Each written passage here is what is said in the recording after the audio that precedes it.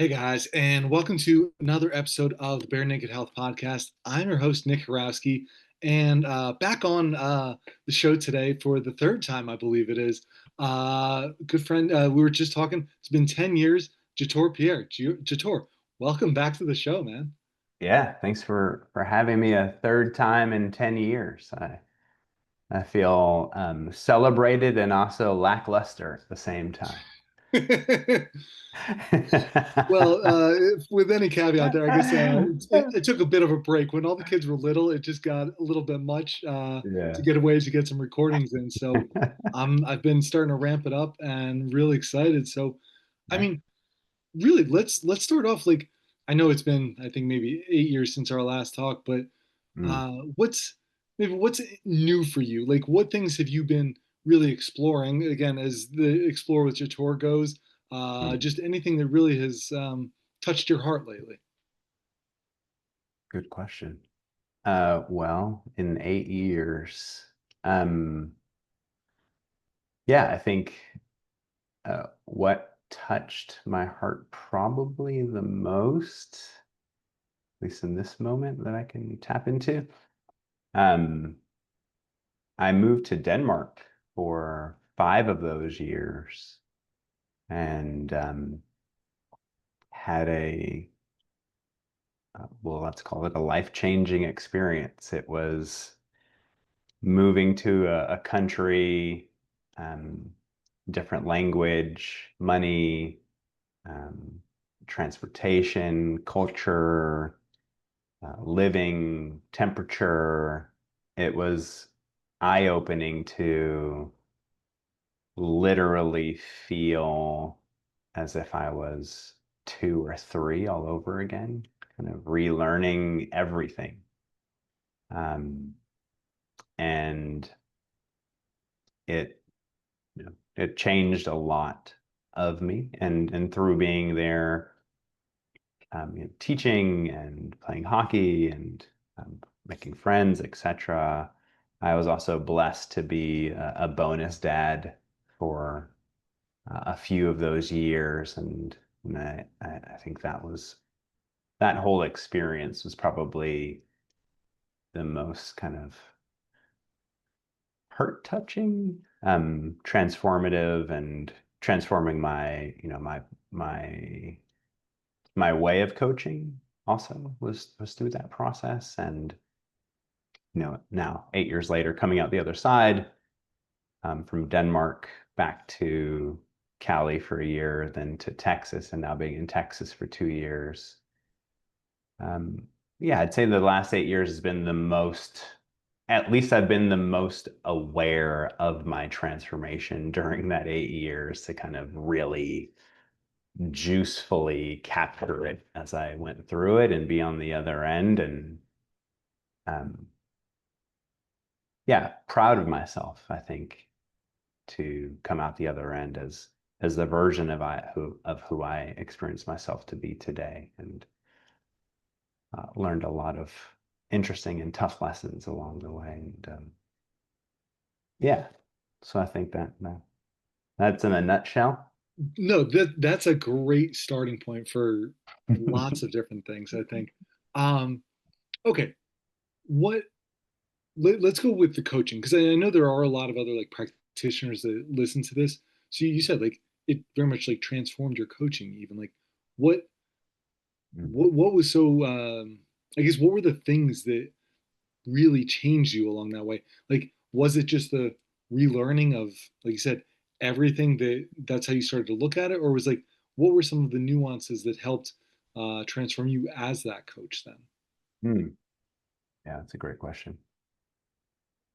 There's so many. I think we could take the whole next few hours. So I'll try to be concise and also long in the tooth. Well, let's see.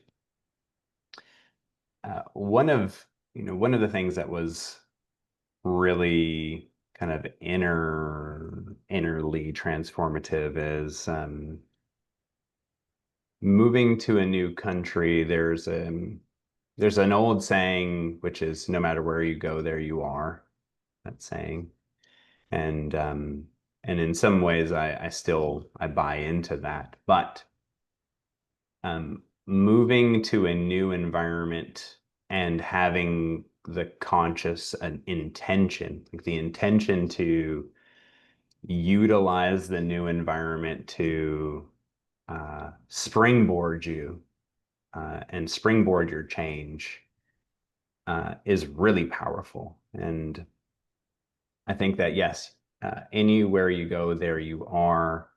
If you're not willing to look at your patterns of behavior, your predictable needs, your ways of being, the stories of the past, who you've always thought yourself to be, if that isn't examined in this new environment, then ultimately you will kind of recreate said old environment in new environment. But because I had the desire to try things differently, um, Denmark became a place where I challenged myself to really spread my wings more than I ever had, to teach more of my own material, to present even more, to run my own classes, to do my own retreats, to really, in some way, kind of respectfully shed the Chek Institute and fully kind of birth into the full expression of Explore with Jator. And you rewind time, one of my old stories, being afraid of public speaking, afraid of being on the stage, afraid of putting myself out there, and what all of that represents to me. And of course, the Chek Institute was part of that practice ground that I got to do that. And then in Denmark was this full, oh, I don't have to be the Jator I think I am. Let's see what this new Jator can do in this new environment, and go and you know, taste those fruits or see what's available there. So that's one piece that was utilizing the new environment for my change process was really powerful. Um, Could you give a little bit more mhm, detail to that, Jator? Because yeah. okay, if I move halfway around the world, all right, great, I get it. Like that, I'm in a new environment, and I Yeah. think I've never done that, but I'm sure lots of people have. But it's like they might still feel stuck or just, oh shit, like now I got to still learn all this other stuff and try and just relaunch myself, right? Mm, So like, what made what were some of like the more of the challenges to that, but then also what really made it easier to actually be able to, like you said, shed Chek Institute, whoever it was, like that you were mm. kind of working for, and like be able to explore with Jator. Yeah, that's a good question. Um, well, I think I could dwindle that down pretty quickly. Most of us, inclusive of myself, are moving through life on autopilot. Even the most, what one might say, the most conscious of us, the great sages, etc. I would say, um, even those cats are conscious, like literally conscious, 0.0000001% of the time, right? And so if you can capture that, though, that 0.00001%, and get yourself out of this autopilot, then when you're out of autopilot, you can insert and pattern break in moments where you have opportunity that you would typically take lefts. You can now consciously take a right. So maybe an example would be, being back home before I went to Denmark. I get an opportunity to speak somewhere, and my pattern was, oh no. Move to Denmark. I'm flying on the plane there, and I'm thinking, what are the parts of Jator that I'd like to behave differently when I get an opportunity? Oh, well, I'd like to say yes more often to things that I'm even afraid of doing. So then I land in Denmark, and very shortly, my email is coming in. Hey, do you want to do a course at this retreat center? Da, da, da. Old Jator says, you say no on this. New Jator inserts pattern break, is aware in that moment and says, wait, new version of me says yes to these parts that I'm scared to kind of take on and dive into. And then respond to email, yes. And then through that new way of being, or taking the needle off the old record and putting it onto a new one, right? Over time of doing that multiple times and pattern breaking multiple times in Denmark, then the new version of me in Denmark becomes the record that habitually plays. And then my nervous system is just kind of moving in that direction. So then toward the end of Denmark, it was easeful. That was the new me. Oh, yes. Oh, we're doing that. We're doing that. You want to invest multi-million dollar in my company? Yes. Well, now going back to though, moving through life on autopilot, like Mm. how is it that this is not just a new autopilot though, too, right? Like, how are you aware of that part of it? It absolutely will be a new autopilot. Okay. Yeah. So that was like the record analogy, But right? you wanted to, you're saying in this case, like, looking for that, to make it autopilot, right? Yeah. So Okay. the um, I don't know if this is the quickest, but one of the most helpful ways to get out of autopilot is novelty. In novel environments, your conscious awareness will tune up, and you can be more present with opportunity. And so, part of conscious awareness is to navigate novel environment, right? The first time you drove a car, you're fully as present as you. Everything. Now you drive a car and you show up somewhere and you're thinking, how the hell did I get here?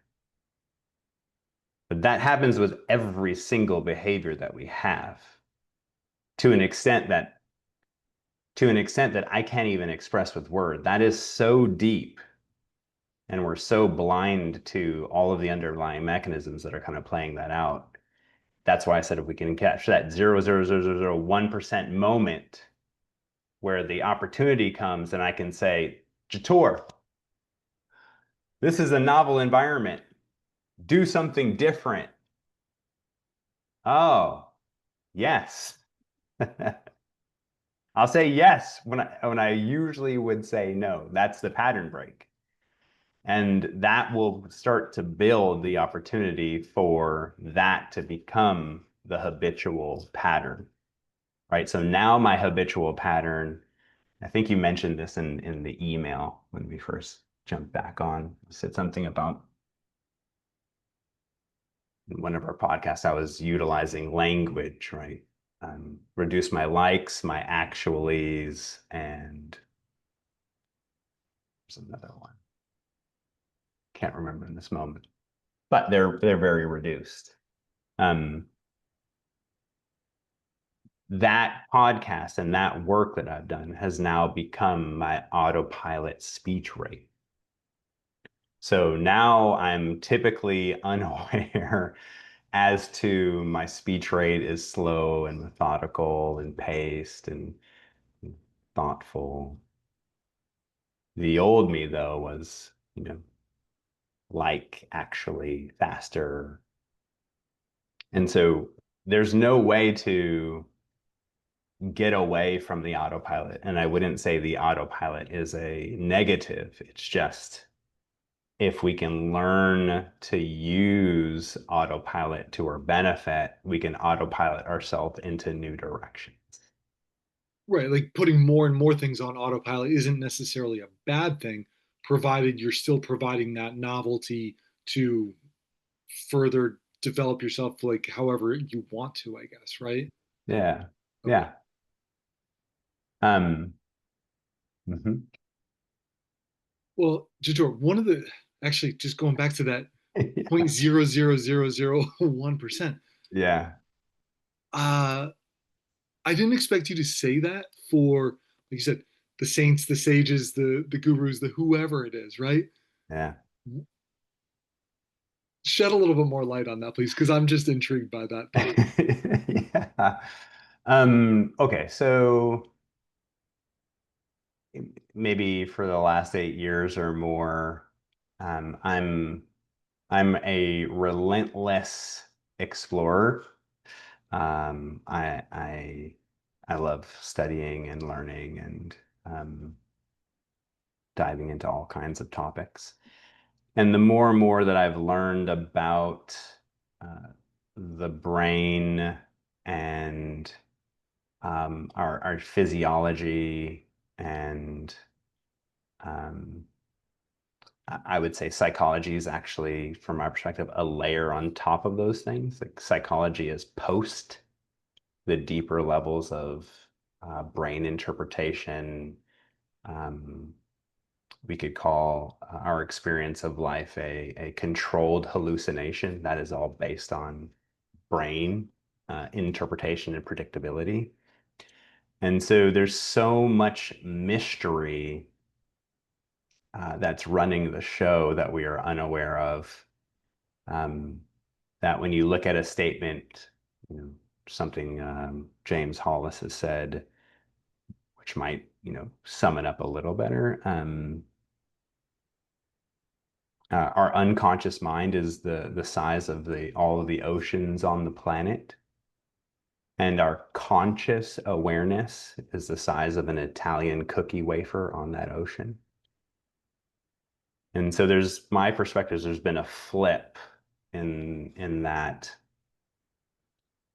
um, humans as a general theme own a lot of hubris and arrogance. And I think it's a bit of a sleight of hand to believe one understands the oceans from the perspective of the cookie wafer. And so I'm a man of mystery. Um, I think there's so much more that we don't know than what we do know. And if current neuroscience is correct, our conscious experience, this moment that we're having here, prior to the experience that you're having in the moment, is your conscious experience of that is downstream moments. Your brain has already decided what you're going to experience, and then you're actually having the collaborative experience of the moment. But your collaboration is always in the past. So you imagine, right, shooting a hockey puck, right? There's the sound, the puck, the stick. All of those signals are coming into your body at different rates of speed, inclusive of ground reaction forces from the ice and the skates and all of that. You're having the collaborative experience that is happening at once, but it's not. Your brain is actually making it feel as if it's all happening at once. But it's all in these very minute differences of time that all gets to you before you're even consciously aware of the slap shot. And so anyone that claims, from my perspective, that they have some grand awareness um, beyond the cookie wafer, I think is the hubris of um, very smart chimps thinking that they're more than chimps. I I I want to almost like push back because now I'm actually more Yeah, curious of your reaction, right? yeah, I don't necessarily disagree. It's okay. I'm going to use Jesus, Buddha, yeah, Krishna, yeah, Yogananda, et cetera, et cetera, et cetera. what's how would you describe where they're at versus you and I having this conversation, maybe some of the listeners out there that aren't Mhm. quote unquote like at that level of consciousness? What's the difference maybe? Yeah, that's a good question. I would And offer. because what I want to get out of this is like clearly there's a difference there. Like they still are at a different level in some way, but it's like if you're feeling that they're still at like still only like the 0.00001%, Yeah. and maybe we have another zero, like, Mhm. but it's still infinitesimally small, right? Um, what is, I guess, that difference between those levels of consciousness, even? Well, I love the question. I think in some way, some of the sleight of hand that happens when I say something like that, it happens internally too. Um, some of the sleight of hand is because it's so small, it's unimportant or not powerful. But you can take the energy in a paper clip and um, turn that into an atom bomb. And so that little difference for me, Buddha, Jesus, the other great sages, um, they're simply on a different autopilot and they're more introspective. They're more examined, self-examined. Um, I, I would imagine more, I haven't interacted with any of these folks, so I can only make up stories. I would imagine they were more paced, less anxious, or kind of, I would imagine this is all projection. And their wisdom is from a deeply examined, introspective process that makes them appear very different from the rest of us in some sense. But it also points to what's available to the rest of us if we want to work at that. It would be like you asking me what's the difference between an NHL hockey player and a beginner. I'd say practice and a lot of it. And so they're simply practicing in the places of um, understanding their internal mechanisms uh, to the best of their ability, which is still barely anything. Now, is that something that you feel, is that something that happens in one lifetime? Is that like hundreds, thousands of lifetimes? Like, what are your kind of thoughts or feelings on how that, I'll say process, I guess, just develops in somebody? Yeah, I'm pretty agnostic on that question. Um, let's just say that in my heart and mind, I'm I am undecided as to whether there are multiple lives. Um, I would go on a limb for me and say it would be hard to push me into there are multiple lives where you experience yourself as Nick. I could get down if consciousness or the experience itself is at rock bottom or fundamental to the universe, like beneath time, space, and all of that. If that's true, I could get down with this repetitive experience and um, experience itself having different lifetimes. But um,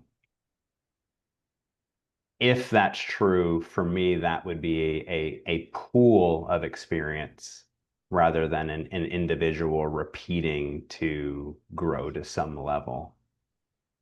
Explain that a little bit more, like the pool versus the Yeah. individuals. So, um, again, there's a lot of ifs here, right? Because I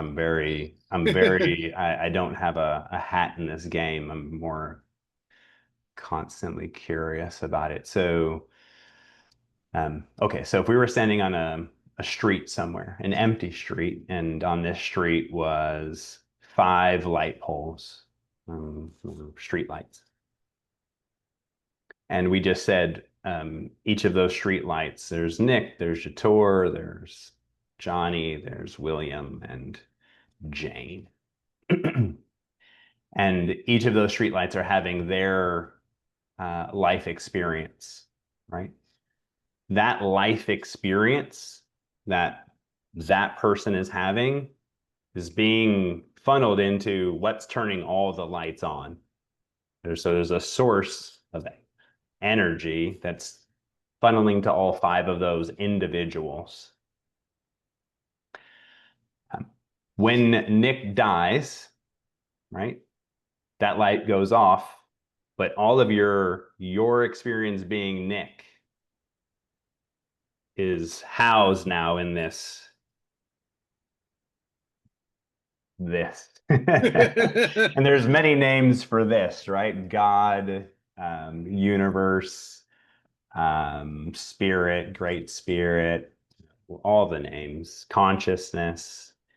So that's all there.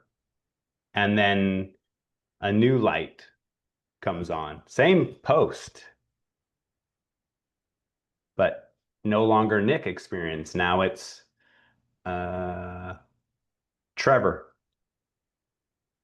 But all of your experience was housed in this consciousness. And the next one to be turned on is not you as an individual, and yet it's the same energy that carries through all of us. So I would be, you'd have to push me pretty hard to say, okay, well, that all that occurs, maybe, and Nick, the experience of Nick shows up in another light, and that's Nick, but now he's Trevor, and like growing through. I don't think that's an individual you. I don't even think there is an individual you or an individual me. There's the experience of Nick. There's the experience of Jator. Um, but again, from what feels true, I'm not saying it is true. What I get down with is the experience of self is also a confabulation of all kinds of brain and body mechanisms that are giving you the experience of a you. But if you spend enough time uh, doing some kind of specific meditation, you will lose all sense of I.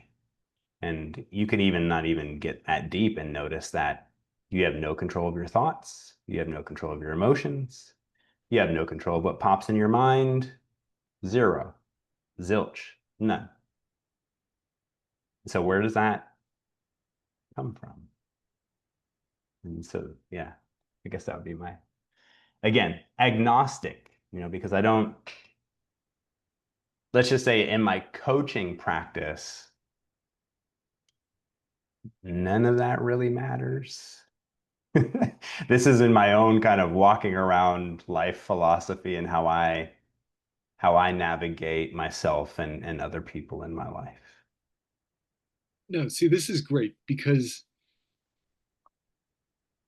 I have all of these thoughts, like Yeah. within my own, like you said, head, consciousness, mind, whatever it really is, Yeah. right? As I'm walking, as I'm meditating, as I'm doing whatever, right? Mm.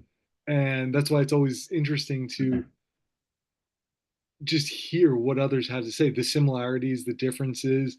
Um, and some people might be looking at this like, yes, that totally makes sense. And other people are like, what the hell are you talking about? That's not how it is at all, right? And Yeah, well, that's because each cool. of them is our own experience, which is part of the beauty of it. Yeah. I think for me, all of what we're talking about, I am giving some kind of a border and boundary to it. Um, but I'm not married to any of the ideas, and I'm not protective. Um, if I get faced with a new experience or new information that challenges, I mean, it's how I got to where I am now, right? There was a time where I was very into how do I want to say this? I would have said, oh, I've definitely lived multiple lives, and I definitely have a soul, and I definitely am this, and over the years of continuing to explore, there's been more holes poked in all of these stories. Um, in the same sense that, right, when I first started, let's just say at the Chek Institute, in the same sense, when I came to the Chek Institute, I was fresh out of university. I had my CSCS. I had worked at the Raiders. I'd worked with the San Jose Sharks. I had all of this. I know what the fuck is going on. And then I took, exercise coach, and I thought, what the fuck?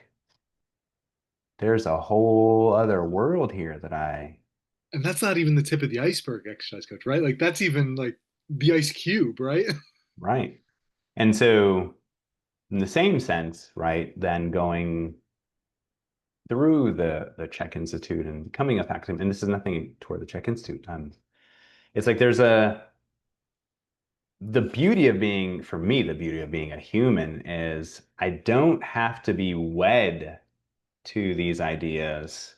And in the same sense that I was open as a strength and conditioning coach to come to the Czech Institute, post the Czech Institute, I've been open to learning from new teachers and new schools and new places and new people to keep, oh, well, now what's underneath that? Oh, and like what's underneath that? And for me, that exploration and that consistent surprise has led me to an autopilot place of being very gray and very curious and very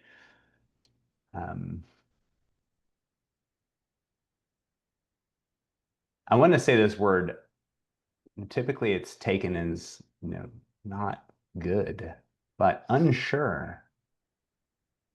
And I like that because I mean,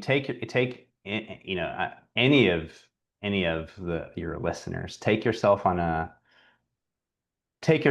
journey of any old Sam Harris on free will and current neuroscience. Take yourself on that journey.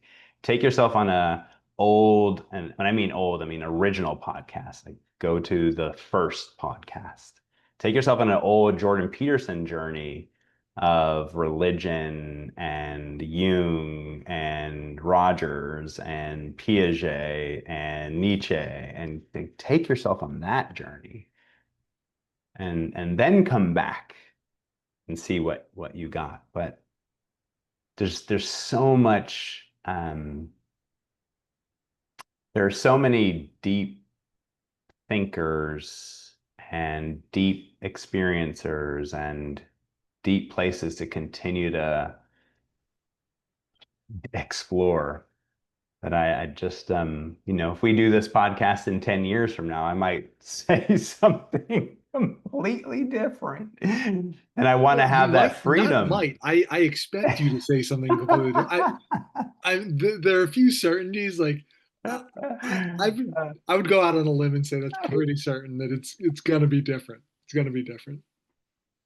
Yeah. Um, so to tie some of this back into Denmark, where some of my greatest gifts came was being, this experience in Denmark. Again, that's another kind of opening experience. It's here's Jator, right? Here's strength and conditioning, and there's Chek Institute. Here's Jator. Here's Denmark. New layers.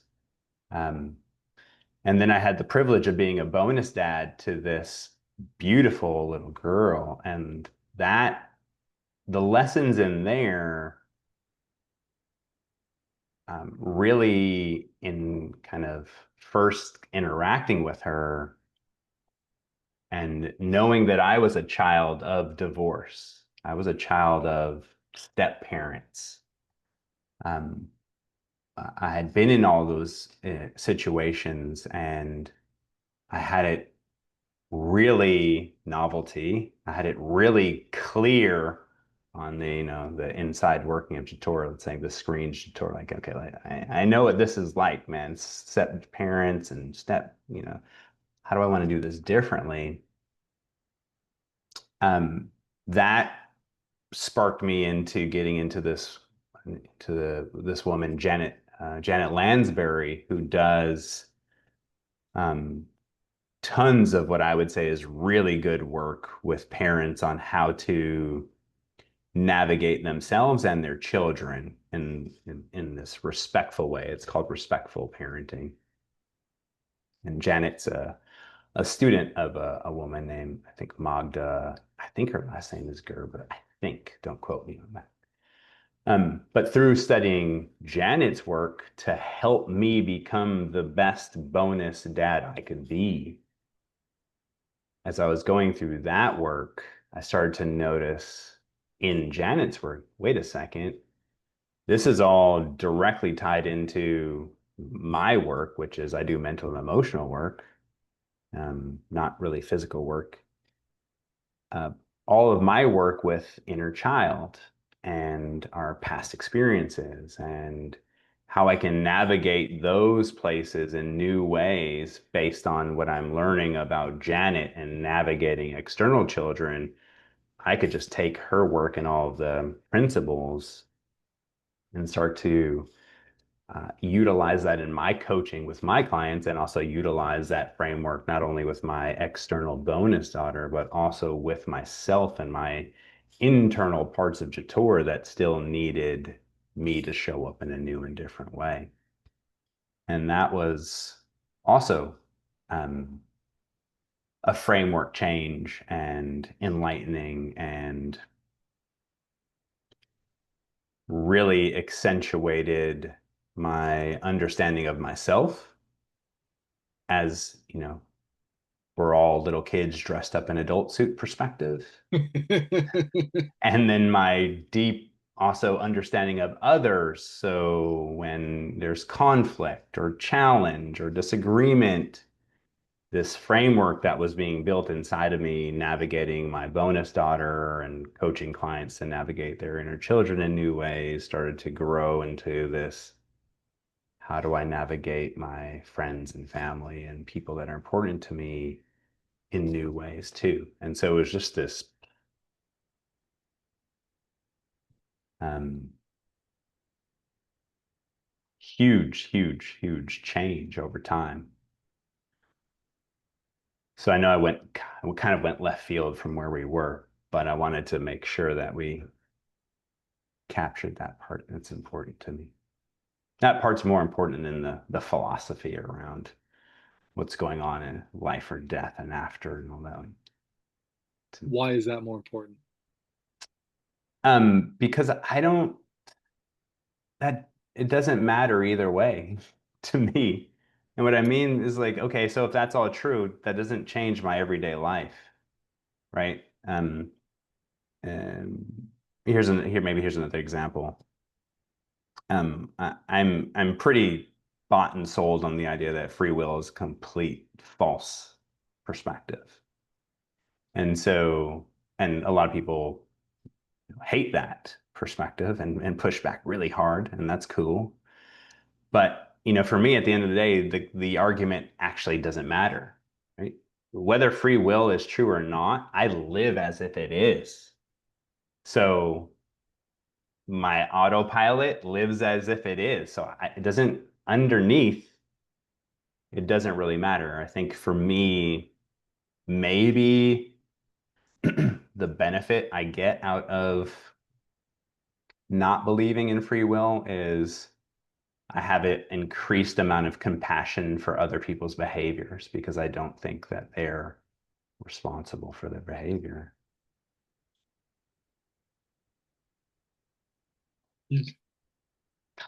Wow. I think I understand what you're saying by that, and that's why I'm pausing because Mm. that is one way to look at that. Holy cow.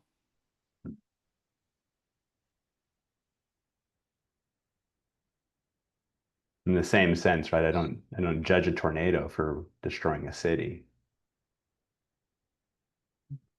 It didn't choose to, it just did. Yeah. Yeah. And if you look in, if you tie some of that together with, like I pointed to, Sam Harris has some really fantastic talks with cutting edge kind of neuroscientists and physicists and the ideas and theories, or I shouldn't say theories, hypotheses on how the universe works, and if it is if it is deterministic, and we are an expression of that, um, then literally something I've said before I got into that was, there are no mistakes, right there. And so I think that's the one benefit for me in seeing the world that way is I walk around with a lot more compassion for where people are at. And it frees me from not judgment, but it frees me from, or it helps me be more free from critical judgment. Oh, yeah, I can see that. Makes sense. We're just doing what we do. Well, some of this is making me think of I've stopped using the word sympathy or sympathetic Hmm. because I don't necessarily feel that it's sympathy, but it's only empathy exists. And this is kind of making me, this is a similar kind of thing. I feel like because when we go back to, like you said, there's no Jator, there's no Nick. It's still all one. And if we don't have that free will, like it's not that we can put ourselves in somebody else's shoes. We are in somebody else's shoes always, right? Hmm. Um, so it's maybe not physically happening to us right at this time, but it's still part of us in some way. And to me, that's one of the ones as you're kind of going there. That's how I'm relating it to some of my current thoughts and feelings on Hmm. um, other, I guess, things just going on, even for myself then too. Yeah, I appreciate that. I think to draft off what you shared there, to um, whether it's true or not, free will. Um,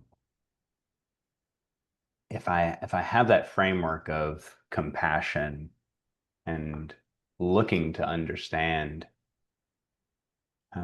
what that also does, I think there's that empathy portion.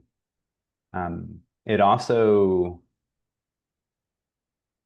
it can help me free myself from this very seductive, juicy salivation piece that many of us have because it's so intoxicating.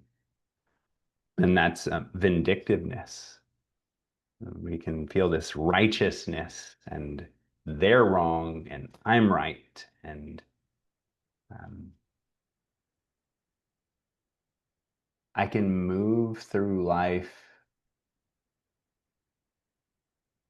I'm just reflecting for a moment to kind of feel that.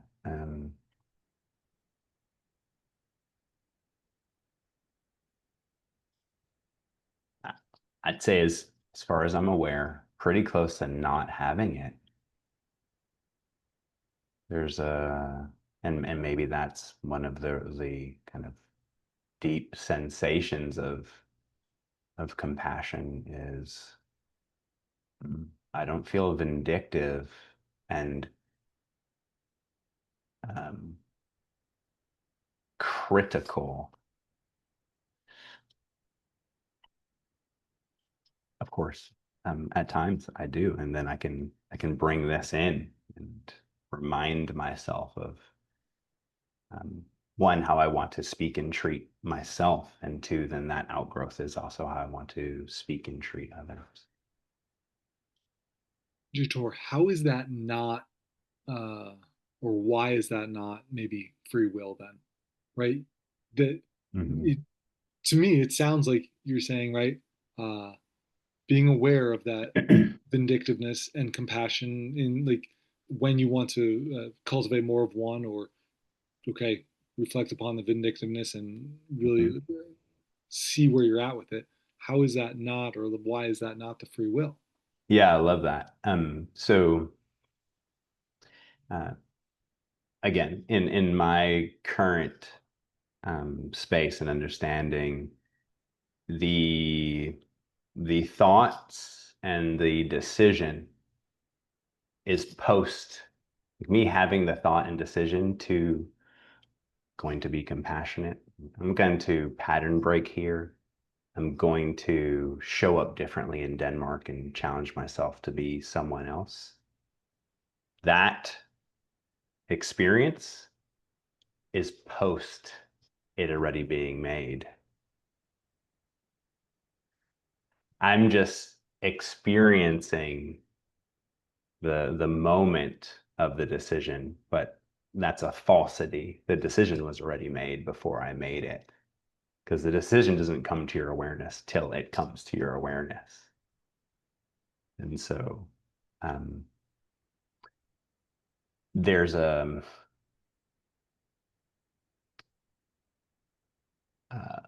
libertarian free will is that it's I feel like I could have done differently, and I say, okay, whatever your story is, like, cool, like, sure. I don't buy that story, but because it's all a downstream experience from upstream interactions and decisions and inputs that are uh, so overwhelming and variable and so beyond what we understand so far. Um, the downstream is just the experience of having the decision making ability, but it's already been made. I think the easiest way that I look at this, because I do agree with you on this, is just there are no mistakes. Yeah. That's when I think about it, when I kind of just try and figure out what that all means. Like, if I think about it from that standpoint of like, no, none of it is a mistake, Mm-hmm. that's the easiest way I think I can wrap my brain around it, because sometimes trying to figure it out too, right? And I like what you said is like, well, who the hell cares about figuring it out, because it's that way either way. Would you be If you believe in free will, okay, well you're making those choices. If you don't believe in free will, choices are already made. Either way, you're probably in the same spot, right? Yeah. I think the other, so there maybe the other benefit I experience from kind of seeing life from this perspective is, the what you just said is the no mistake place, right? So for me, because that is how I approach life, um, it humbles me to know I don't have control of what shows up uh, in my life, uh, but I can train this autopilot to have more grace, ease, resilience, and flexibility with what does show up.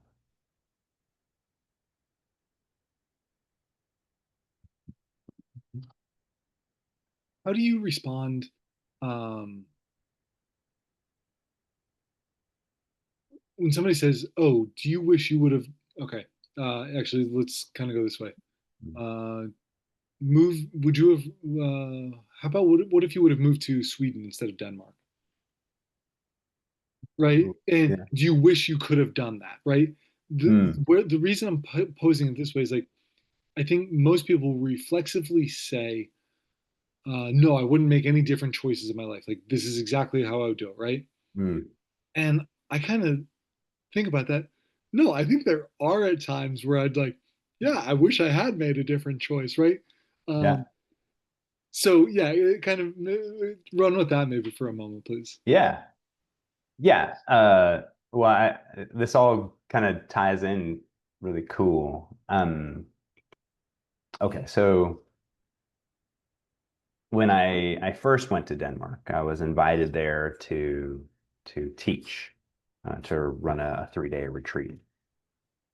So I went out there, taught the retreat, and of course I'm halfway around the other side of the world, so I'm going to stay here for a few days and check out Denmark. So I'm walking around Copenhagen, and I didn't have cell service, but all the 7-Elevens in Denmark have organic food. They also have Wi-Fi. Yeah, it's a completely different place. And organic espresso shots at 7-Eleven, literally. It's, it's pretty dope. Okay. So I'm going from 7-Eleven, and I just got there. So I didn't know that this was the 7-Eleven side available to me yet. So I'm going to 7-Eleven, but outside just catching their Wi-Fi, trying to find an organic coffee shop. Walking on the streets, and then I get hit with this sense, I need to move here. Just got hit with that. And in that moment decided that's what I'm going to do. So then come back to the States. Now to your question, I'm sitting in my room, I'm looking outside at the trees, and I've made this decision to move, and I'm scared and I'm apprehensive, and I have a life in San Francisco and a business, and I just bought a car, a girlfriend, and all of these things. I'm looking out the window. You said you're gonna go. And I thought, okay, well, what are the in this moment, what are the moments in my life that I would say I still regret? That I have regrets that I would have made a different choice. And 3 moments popped into my memory bank. And then I said, okay, well, those 3 moments, yep, I still wish I made a different decision. And I said, well, what's the common factor with those three? What do they have in common that I can learn from in this moment about to make this big decision? And the commonality was in each one of those, I had the same feeling I had in Denmark, this gut pull, this you need to move here. You need to, this visceral feeling. I had it in all of these 3 moments in my life, and I chose the opposite. And I thought, well, that's interesting. Okay, so I'm having the same feeling. The only three moments I can pull up right now, there's probably more that I regret, are these moments that I didn't pay attention to this feeling. Then I asked myself, okay, well, in 10 years from now, if I look back at this moment, does it have the potential to be another moment that I regret because I didn't listen to this pull? And my answer was yes. If I don't go 10 years from now, for sure, I'm going to wish I made a different decision. Packed up my shit and left. And so for me, I think those moments where we perceive a mistake, right? If there are no mistakes, let's just say that at the universal level, at our individual level, though, we perceive a mistake or we perceived we could have made a different choice that might have been in more alignment or with who we are, or could have listened to that inner voice. For me, that, perception of a mistake is a way to learn and teach that autopilot and that nervous system and my brain to tell me time to move to Denmark.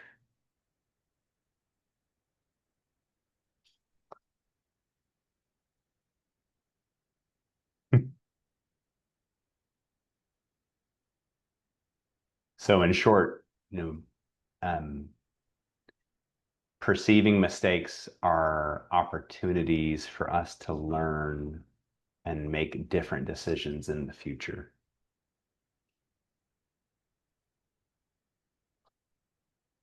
So who made that decision? Yeah, so if we're saying who made the decision, I would say it's not a who, it's a what. Sure. And I'd say an accumulation of all prior experiences, memory, pain, pleasure, desire, exploration, hormones, food, breakfast, microbiome, and any variable that I don't know that's beyond all of that, led this vessel to make that decision in that moment.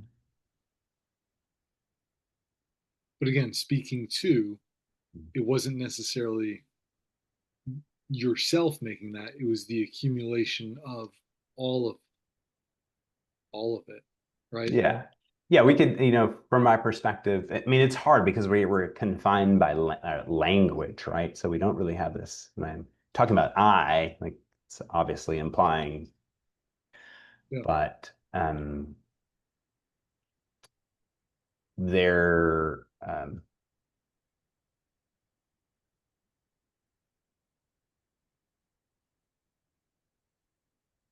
it's a necessary part of the experience of being human, which can be helpful to facilitating our nervous system, brain, decision-making process in the future.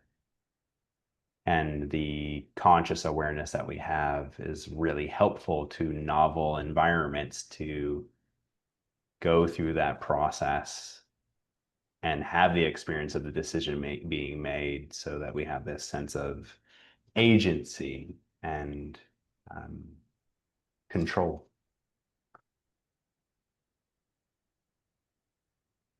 One of the things there, maybe to switch gears a little bit, Mm. uh, the confines of language, right? Mm.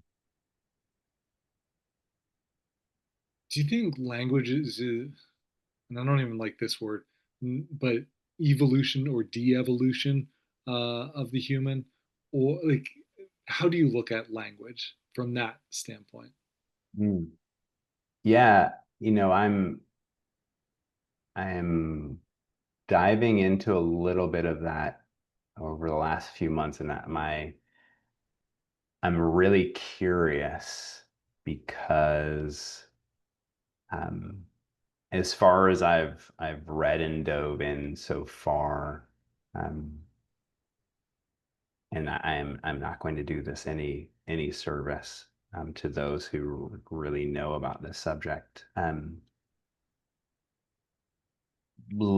Us learning how to utilize language might have been one of the most powerful processes leading us to become the humans that we are today. The ability to um, create a shared structure so that you could actually peer into my mind and I could peer into yours, and then we could collaborate our minds together. Bro, that's some crazy shit. I mean, we take language for such granted because, well, because it's so easeful for us once we're, have learned the structure as children. But it's so profound that language and essence is, think of us around a campfire, out there in the wilderness, and we're sharing hunting spots and predator spots, uh, whatever else could be shared in that environment that none of us could see alone. It's like creating this joined network of, let's just say it was 10 of us, 10 different brains utilizing language to get into each other's brains, understand each other, and have symbolic ways to um, understand what you're saying. Is It's like a rocket ship on change. Um,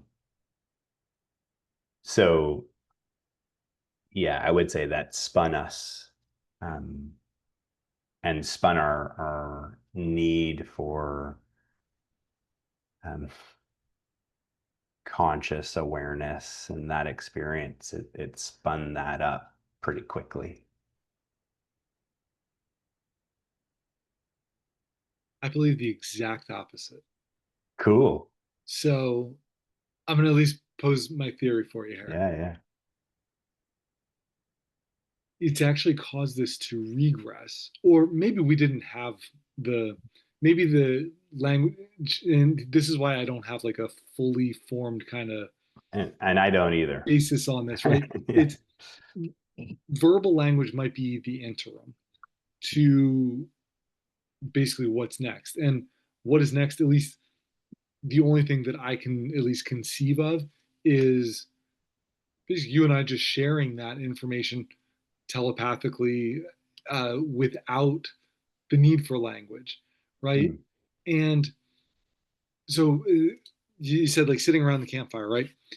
My understanding of the reason for something like smoke signals, right? So if I'm looking out a window and if I saw like smoke going up, I always used to think that it was more of a Morse code, right? Uh, but my understanding now of how that was actually utilized was okay, let's say I'm looking towards the west here and you're 10 miles to the west of me. And I just start sending up the smoke signals. And all it is to get your attention. Because now, once I have your attention, Tor, right, I can say, hey, telepathically, we're going to go because there's a mountain actually north of here, about 2 miles, right? So we're going to go up and over that mountain. We're going to go through the gap and we're going to meet at the hunting spot, right? In 3 days' time, right? Like that's to me almost the that's how I look at possibly how this was used previously. And language is almost the verbal language, the way that we're speaking, right, is almost that in between of, yeah, maybe we weren't able to do the true telepathy originally, but we kind of were able to communicate some way along um, through the earth, right, through the mm, ether, whatever it is, and now we're refining that language, and that's where we're at now. But the future, I just can't help but feel like no, it's actually more than that. Where me using these words cannot capture it near well enough that I could and express that to you and to the audience uh, through just that, I'll call it futuristic medium of sorts. Yeah. Yeah. No, there's so much coolness in there. So just so I have your perspective clear, so you're saying that at some point in history, let's use a smoke signal. We had the smoke signal, and are you saying at that time we had telepathy or some? That's really my understanding of how it was used. Like it was to communicate like a meeting spot. There was game over there. There was a warring faction heading your way, and you needed Hmm, to take cover, whatever it would be. But those would probably be some of the big things that it was for.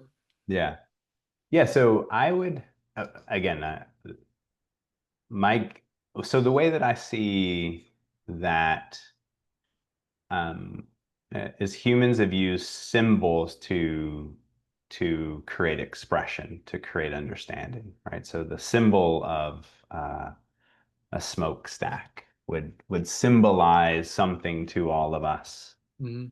Um, I'll say I'm agnostic in terms of the telepathy. Um, only, well, not only. For one reason I'd say I'm agnostic is from my understanding of how the brain works, and I'd invite everyone to check out this book by Anil Seth, uh, The New Consciousness. Whoa, that's a that's it's an interesting one. Um, but essentially, from some of that perspective, our what is out here is not really what's there. It's our interpretation and our brain's best guess, as well as a controlled hallucination as to sifting out everything that is here, or else we wouldn't be able to perceive anything. Like there's a lot of really cool stuff going on with AI and um, robotics and embodying that. How do you teach something to navigate the environment is a profound fucking question. And so, where this, potentially where these very predictive machines, and so there's lots of cool research on, someone like saying they're intuitive or psychic, and they'll run these experiments. I don't have any on my tongue, but essentially, what they find is that the person is actually really good at pattern recognition. And there's all kinds of subtle patterns that speak to, like, let's just say this person has trauma with their mom and they're eight. Like, I've had people think I'm, uh, you know, psychic or I can pull things from the past. And my guess is I just am well trained unconsciously by doing so much coaching with so many people that there's patterns that I'm unaware of that show up and that get expressed. Okay. Okay, so if there is telepathy back then, I would 100% agree. That's probably a much clearer way to communicate, if that's true. Um, I would also agree that um, I think I was really careful. I don't think I said that language evolved us. I kept that out No, on you're right. You didn't. purpose You didn't. Yeah. because I don't know that, I know that well, I don't know. Um, it's moved us in a direction. And I would agree that direction, as far as I can tell, especially with my own experience of language and miscommunication, is very confining and ill-equipped to really express what's going on inside of me. and ill-equipped to hear what's going on in somebody else. I would say that my experience as a coach is, to your point, and when I'm doing mental and emotional work, I don't listen to the person's words at all, not one. I'm paying attention to everything that they're not saying and trying to pick up the truth there because I know that their words are all sleight of hand.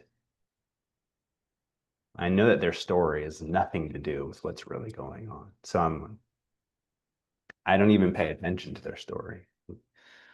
I remember this will put me on blast in the world. Probably not a good idea to do this, but I'll do it anyway.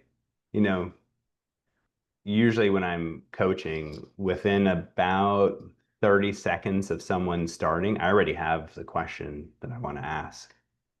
And then they'll just talk for another 10 minutes. I'm literally not paying any attention because their story, it matters, but it doesn't matter to me as their coach. I'm hearing all of this deflection. And so in that sense, I think we're in full agreement. I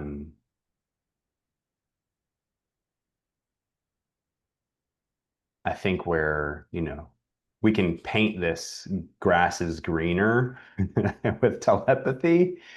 And I've seen enough sci-fi where like, get out of my head, bro. Like, I don't want you all up in here. There's some things that are for me and not for you. And not needing to be from a secret perspective, but from just that could feel very invasive. And so Just the comfort level of it. yeah, Absolutely. Yeah. I wonder if um, language is an unhappy medium. But yeah, I would agree with. Oh, that's unhappy medium, right? Mhm. Mm. No, that's very interesting to look at it from that standpoint, or Mhm. because is it we said we can't use language to convey everything, Mhm. but at the same time, right, if somebody's in your head all the time, it's like just back up, Yeah, wow. that'd be like being butt ass naked all the time.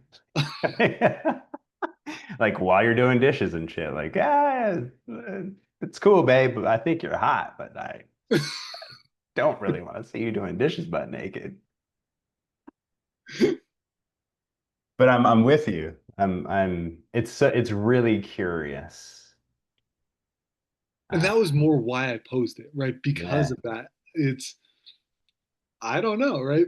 But yeah, there's something definitely less and more to it than can really yeah. put my finger on. And it kind of feels the unhappy medium is kind of this what I experience often in the world is and um, very much so now there there's often this tidal wave of um, technology is always a net positive and language is a technology.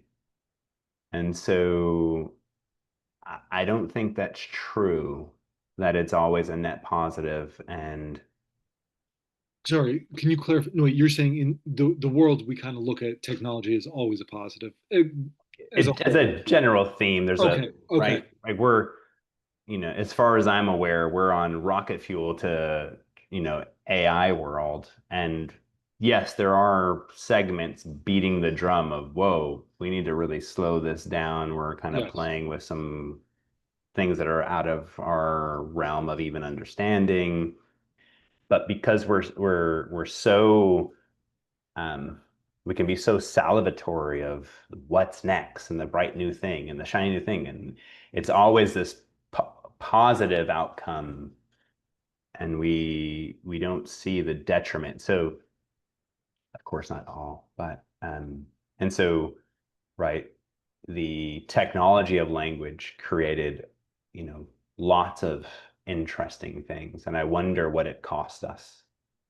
And then I think about, okay, well, the technology of if we could mind meld in a sense, what interesting things would come from that, but also what would that cost us, right? There's always trade-offs. And that's what I guess interests me. Can we go back a minute to the not listening? Yeah. How did you develop that? Because I'm sure that's not something you can just do without also being incredibly honed in to Mhm. get that one question right and know Mhm. kind of where you want to take this next. Yeah, that's a good question. Um, so when I go back, um, I was, I will say I was lucky enough. I was lucky enough to um, have J.P. Sears and John McMullen be um, two of my mentors and also then become close friends. And why I say lucky is because um, where I started to experience that as even a skill that was possible was through JP and through John demonstrating it, also doing tons of hours of work with him, and then tons of class time, etc. And so having the experience and seeing it also kind of sparked the, oh, this can be done, right? In the sense of the 4 minute mile, right? No one broke it till someone broke it, then everyone broke it, right? So it's like, oh, this is, oh, that's something I never thought. That's weird. What is this? That's why I'm very intrigued by this for Mhm. that reason exactly because it and I'm the reason I want to kind of harp on this is like for the coaches out there right they're like and or talking to a spouse talking to just a Yeah. kid whatever relationship you're in like yeah this is both practical but you have to be able to get to that point. Yeah, so through seeing that and what am I seeing, through that style of coaching and then creating my own coaching methodology and teaching and running classes and interacting with so many people. And why I'm saying all of that kind of time under tension is because with all of that time under tension, I had the intention to learn how to do that. So everywhere I went, grocery store or coaching, I'm going to pay close attention to um, where this person's words are taking me. And I'm going to ask questions to myself, where don't they want me to look? And by asking that question over time, I would guess I started to see patterns. Um, something I picked up along the way from journeys is you're never upset about what you think you're upset about. So just take the word upset and put any negative emotion in there and just say you're never what you think you are. So I know that language is, back to your point, interestingly, language is something humans use for sleight of hand of their truth. We omit way more than we speak. And if you really pay attention to yourself or you pay attention to others, the amount of omission is mountains as compared to what the person's actually saying. So I just started to guess at what are they omitting. And as I started to trust my guesses, right? Thousands of hours of coaching, and then I would bring up my guess. Well, I hear you saying um, that you're angry at your husband. I hear that. I'm curious. Does it have anything to do with you not representing yourself and your needs prior to the anger? Oh. Yeah, I could see that. There's definitely a lot of times where I've just done things out of expectation and I never represented myself and I just kept doing it. And yeah, now I resent him and I'm really angry at him. So the more that I would throw out for my own practice, this kind of guess at what was really going on, and the more that kept coming back as nail on the head, nail on the head, nail on the head, nail on the head, I started to trust my guess and I started to trust what I was picking up. And that was very scary at first,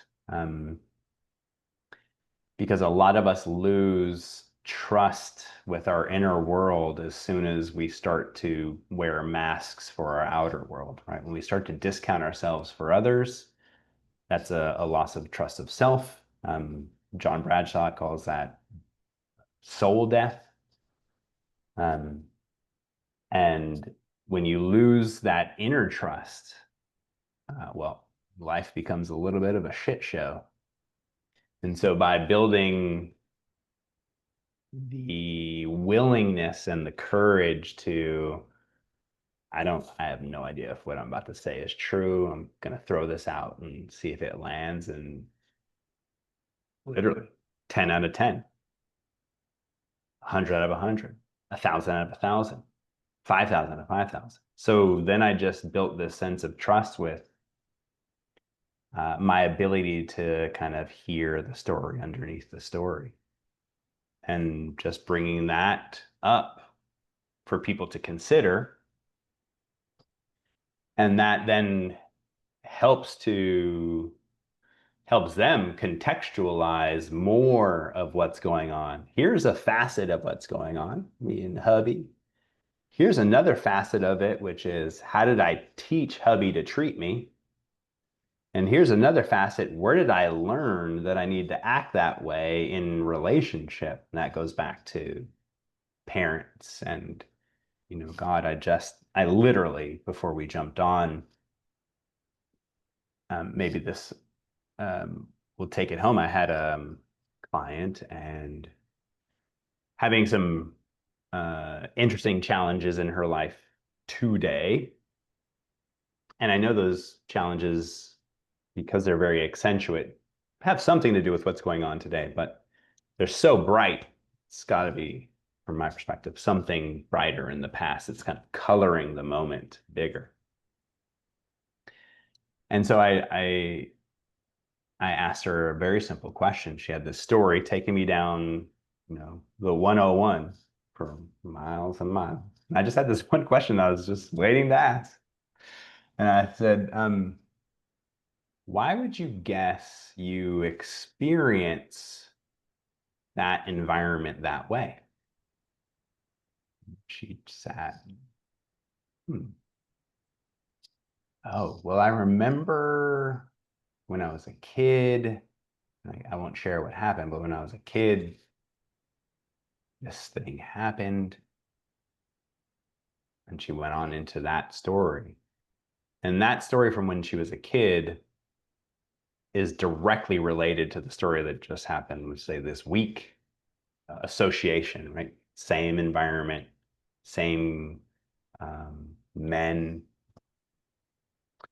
So her story about what was happening today was sleight of hand for this deeper story that was from her past.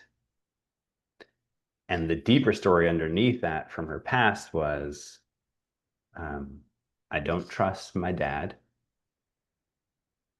I don't trust my mom to protect me. And here's the coup de grace, as they call it, which is often the worst. I don't trust, she's religious. I don't trust Jesus or God to protect me. A lot of people have that story. It doesn't need to be Jesus. It could be universe. It could be, but those three levels are deeply ingrained in her experience of life that she carries with her today. And so almost anything that she says in this realm of today that has to do with this association from the past is all just magic. It's all just sleight of hand. So did I answer it in a Uh, way that feels, no.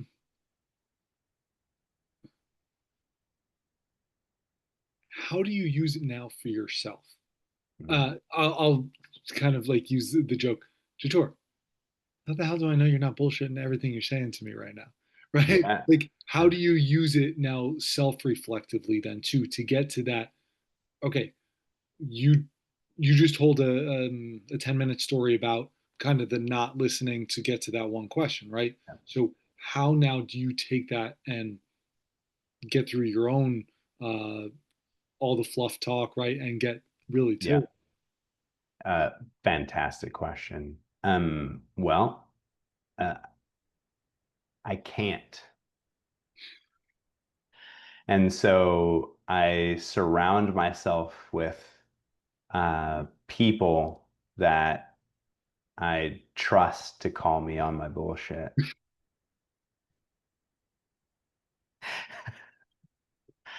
And so I have a group of friends, um, old school and new school. Very beneficial to have both. Um, I have I have a significant group of coaches that have been trained in kind of this style of coaching. And we meet every uh, twice a month. Once you go through this coaching methodology I've created, we have this group where we continue to work with each other. Um, the premise of that group, although I know it's very difficult to kind of shave this out, the premise for me is I'm a participant. I know that's hard to do because they've had the experience of me being the facilitator, but I do my best to kind of horizontal. And in there, I am always inviting others to challenge me, to call me on my BS or my stories. Um, just the other day, I was um, sharing this story that I have about my work in the world, and like I hit its peak, and I'm just going to stop coaching others how to coach and just go back to my own practice. And no one, like my work's so niche, not a lot of people are into it. And so I had this coach just like, well, thanks for your bullshit. Like, what's the real story, bro? And challenge me and push me and ask me questions and keep. And so I guess in short, what I'm saying is I think, you know, if we're into living a life of examination and curiosity, then part of that is knowing that we all will continue to have our blind spots, and to invite trusted others into our world to challenge those blind spots, inclusive of having a coach. So I can, because I know I'm a bullshit artist. Like that's the more trained you get, the more of a bullshit artist you can become, right? It's like the what's that? The Jedi's, right? It's like, you can easily become a Sith because it's intoxicating power. When you learn all of this stuff, you can use it to manipulate very easily. And I agree with you though, right? It's like um, I've started going down like the craniosacral therapy rabbit hole, right? Mm. And one of the things that is still every class that I go to just instilled upon you is like if you're going to be doing this work, you have to be receiving this work as well. It's Mm. so we could talk manual therapy, we could talk again, just coaching, we could talk absolutely anything. It's like if you're going to be, we could go back to just the beginning, right? Where you're saying like, oh, I'm a strength coach. I have my CSCS. I'm doing this, that, and the other thing. It's Mm. like, well, you better also be practicing the physical side of it for yourself if you're going to be giving that. So it's any of these things we have to continually work on. Otherwise, we really shouldn't be that type of practitioner. Yeah, I agree. I still invite a therapist into my life. Um, I still invite coaching into my life. Um, and I think, through this pathway for me, um, and how I show up in relationship to friends and family, this will be fun. I've I've trained people in my life to know that I am a safe person for you to be 100% honest with, even if that hurts. And so I'd always rather hear a no if it's a no than a yes. I'd always rather hear this is done and time to move on than play any games. I'd always rather hear, uh, bro, you're passive aggressive, whatever it is. I want that because I've kind of taught myself to experience honesty as respect and and intimacy.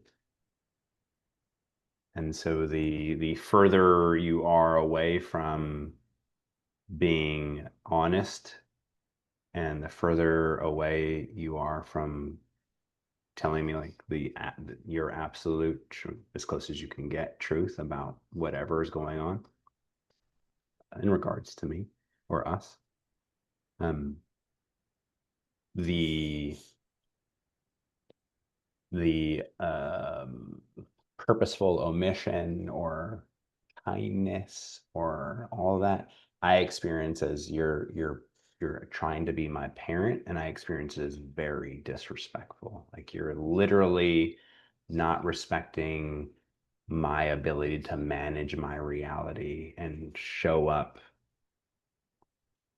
thoughtfully, kindly, strongly, with presence, and to navigate any challenge that comes up. And so over time, anyone that doesn't fit that mold doesn't live in my life.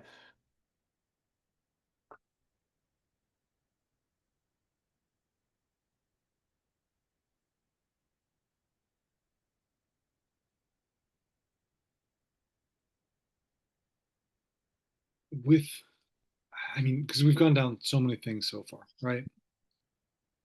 And sure, what are you curious about now? Because you've used the word curious several times, right? Mm, mm, Where are you where are you exploring yourself? Where are you curious? Because it's, I think we've gone like on, like I'm looking just like the list of things that I've notes I've taken, everything, right? mm. And now I can't help but wonder, it's like, well, okay, if you've been going this deep on these things, like where are you taking this? Because you don't want to bullshit yourself. Like you want to get to truth, whatever that is. Like Yes. where are you going? What is it? What does it look like? Yeah. You know, with everything that we've chatted about, I'm fucking I'm built curious, man. I'm still curious about it all.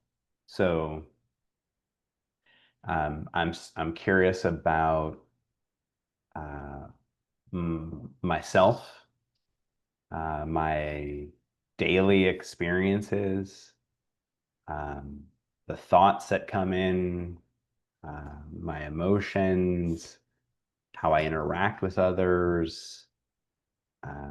Curious about relationship, and I've gotten really curious around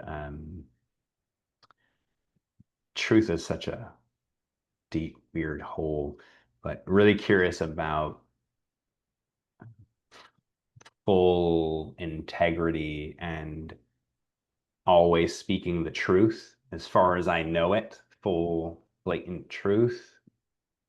Um, uh, I, I'm a person who any course or class or book, I revisit them. One of my favorite books is Healing the Shame That Binds You. I think I've listened to that book. It's got to be 8+ times. And why I keep listening is every time I go back, I'm in a new space in myself, and then I hear something new that I couldn't capture last time. And so, you know, 2 hours, 2 to 4 hours of every day, you'll see me on the river walking in Texas, listening to something I've already listened to or re-listening to I'll listen to the course that I've created, and this sounds a little funny to say, but I said, that's fucking good. I forgot that's fucking good, man. And so I get really curious about that. Like, where the fuck did that come from? Well, Then, going back to, did you say that? Was that your free yes, will? Right. yes. And whoa, there's some stuff that I listen to that I've done in the past, and I'm literally today I'm thinking like, I don't think I could fucking pull that off again. How the fuck did I do it then? And I'm super curious about that. Um, yeah, kind of I've gotten really deeply curious in old old Jordan Peterson, Maps of Meaning is a that book is a fucking Jesus Christ. I'll probably have to listen to that 20 times.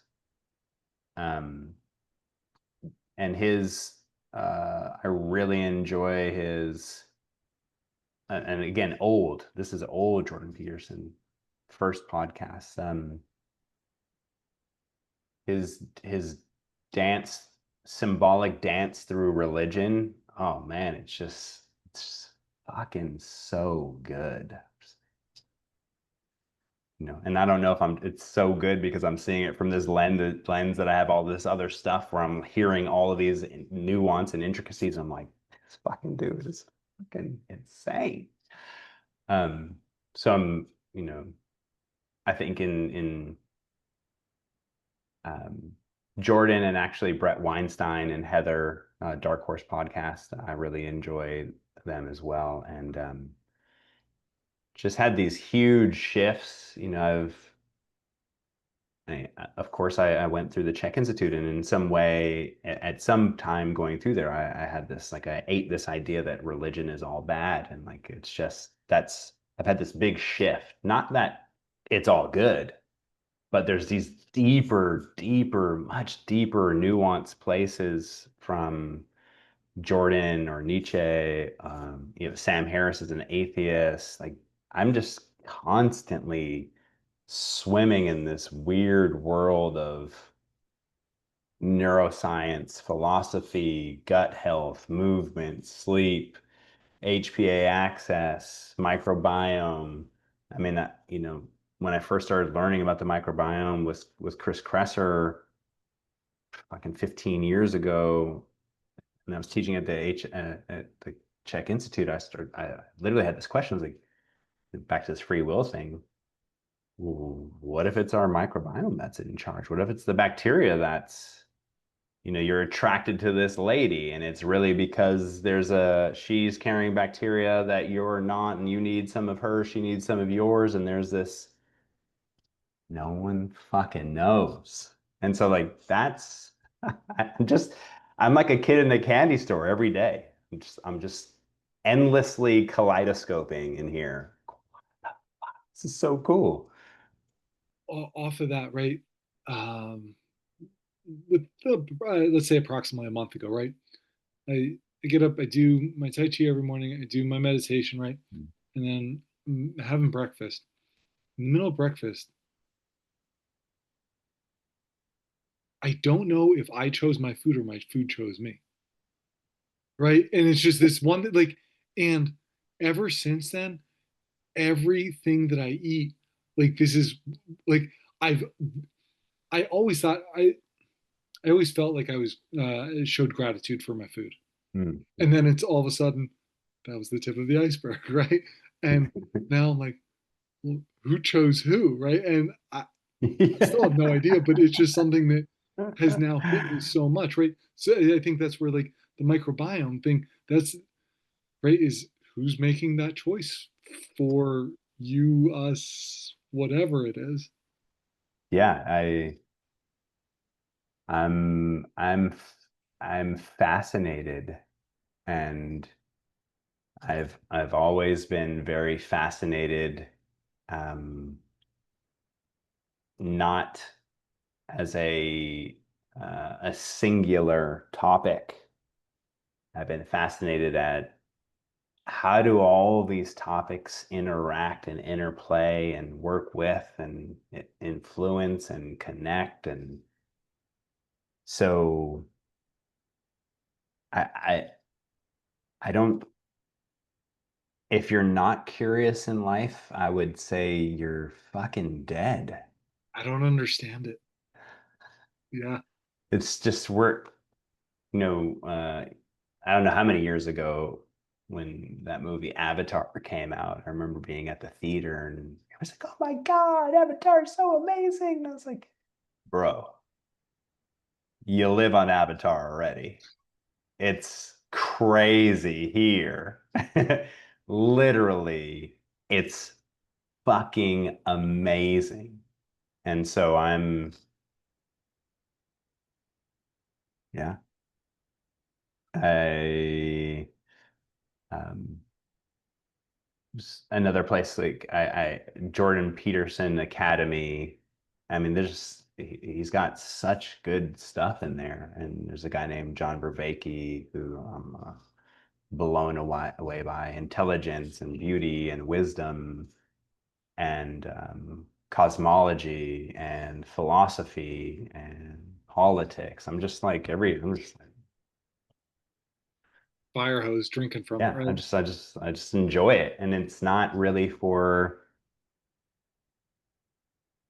Uh,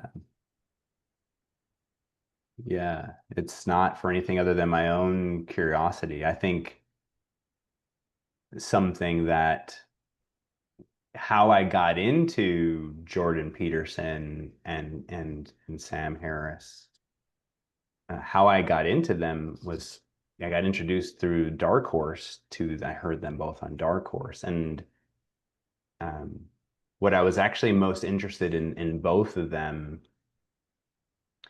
is their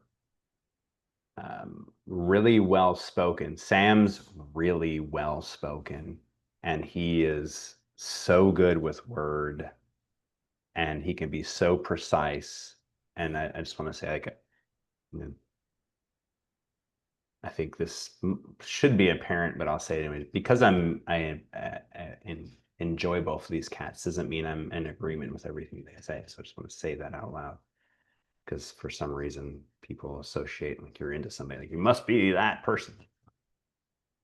But I really started to listen particularly to Sam because I really enjoyed his cadence, his thoughtfulness, his preciseness. And I'm always wanting to continue to up my speaking game and word game and being able to express myself at more deep levels and try my best to bridge this gap that we know is there with language where it's so far away from what's really going on inside of me.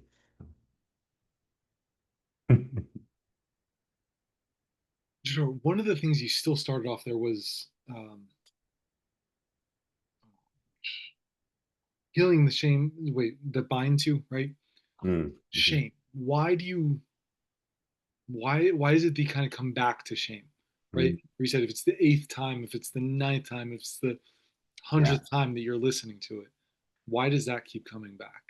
yeah. It's a really good question. Um,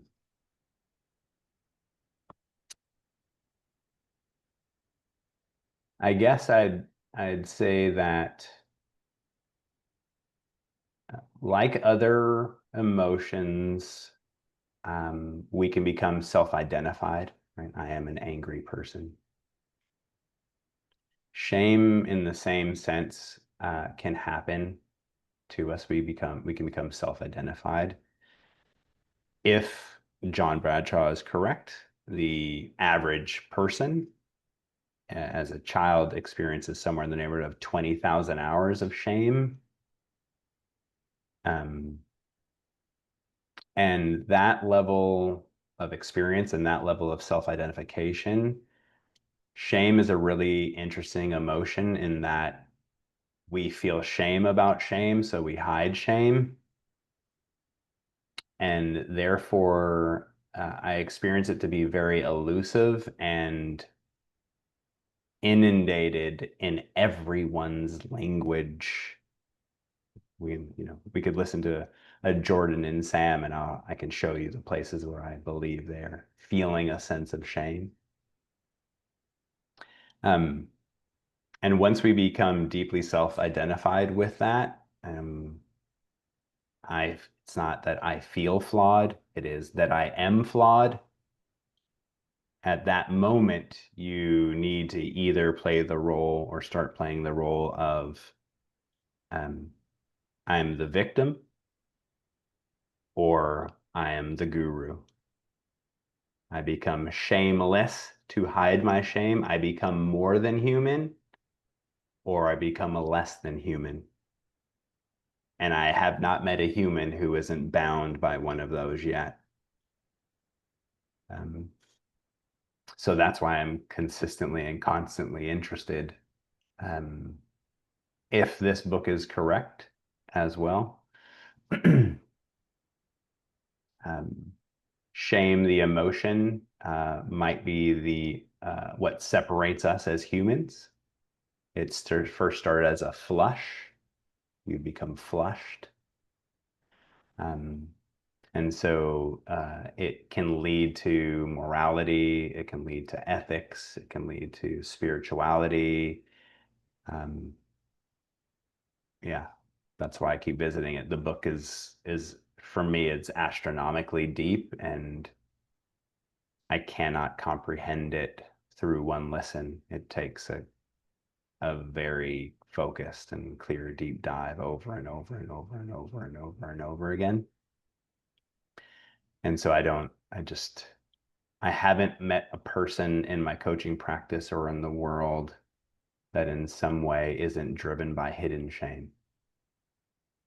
And so in my practice of always looking for what the person is diverting from, it's very easy to find these shame or fear stories. Fear of shame, fear of fear, shame of fear. I just,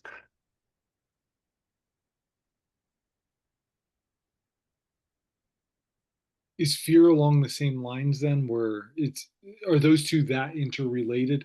Um, I think I've explored the reason I'm asking, like I've meditated more on fears versus shame, but now I'm very intrigued. Like, what am I missing as far as the shameful aspect of yeah.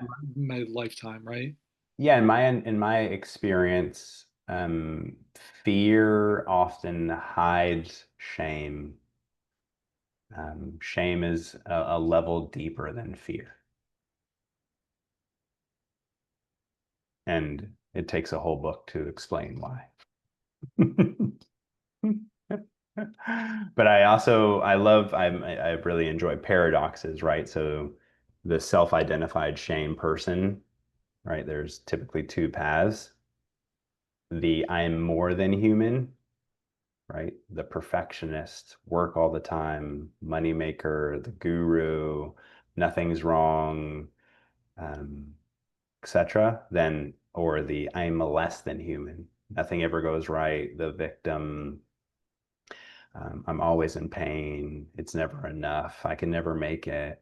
It's just, it's so inundated in our societal structure as I see it, that if I can understand that at its deepest roots, that's where I can help people create the most change. Because if I can get to the soil and we can like deeply till that, right back to that story of my client, everything else changes from there. Your perception of yourself, the stories that you wrote about yourself when you were a child that you don't know are there, like what happened to you as a child cannot be undone, but the stories you made about it can be undone. And those stories are typically shame-bound stories of the past. They're not fear-bound.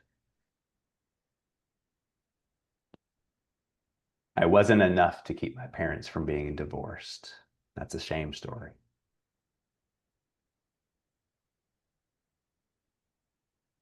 Now, if you take that story, then what do you do with that story? Like in my coaching practice.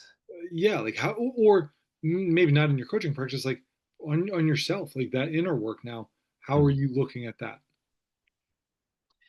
Yeah, so once you find said stories, then there's ways for you to work with the client to start to um, rewrite what you made those moments mean about yourself. And that's some pretty specific work. But one of the um, first things you can do, like as an example with my client today, um, one of the first places that we went in terms of helping her to rewrite what she made these moments in her childhood mean, her homework was this week, whenever she feels this sense of paranoia that comes, sense of paranoia that comes up, um, her job in that moment is to remember that there's a 5-year-old little girl in her that wrote stories about these moments in her past, what she made it mean about herself. And her first job is to connect with that little girl simply by saying, I hear you. And your fear and your shame is necessary. It's what helped protect you in these moments and help to create your behaviors to survive the environment you found yourself in. Um, I want you to know that no matter what happens now, today, I'm going to be here to protect you and keep you safe. I know you don't trust me yet because we're just now rebuilding this relationship and I've left you a lot of times. Makes sense you don't trust me either. Um, but I'm going to show up every day for the next 2 weeks, whenever you feel like this, and start rebuilding trust with you so we can start to work together to rewrite these stories. And that will take time and trust and consistency. So in the same sense that, what I often share with clients is consider any relationship doesn't need to be an intimate partner, but any relationship that you've ever been in where, let's say, trust was broken and um, both parties decided that the relationship was worth it to mend the broken trust. And then I ask clients, what did you need to mend that broken trust? And then you have all your answers of what you need to give to yourself over time. It's beautiful. Sure. I think let's kind of wrap it up here then, because if I ask you another question, I think we're going to go down another rabbit hole here.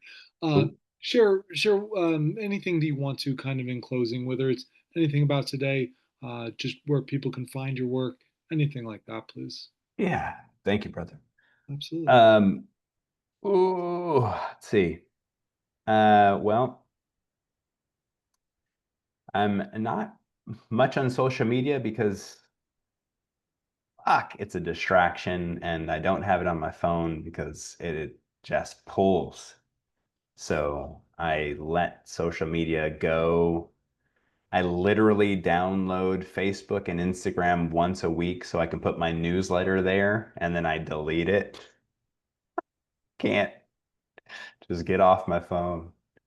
Um, so where you can find me, I do have an Insta. I think it's Jator Pierre. I'm really proud, self-proud and validating of my newsletter. Um, I think it's fucking good, and I share that once a week. Um, I'm happy to share that link with you when you post this. Yeah, and through that newsletter or through that link, you can find um, all my other stuff working with me or the coaching certification. Um, we will do the coaching certification once in 2026. See how that goes, and excited for the next batch of Explore coaches. Excellent. Well, Detroit, thank you just so much. Um, one of my things has been just radiating love. It's something Mm. I've been kind of doing, and I can feel you just radiating that love just through everything you had to share today. So again, thank you so much. I really appreciate it. Yeah, thank you, brother. Definitely received. Appreciated being invited back on, and thank you for being who you are on the planet, whether you're in control of it or not. I appreciate you, and I'm glad you're here. There it is. Thank you guys for listening. Hope you check out some of Explore with Jator Yeah. online. See what you think. And until we meet again, thank you guys. Peace.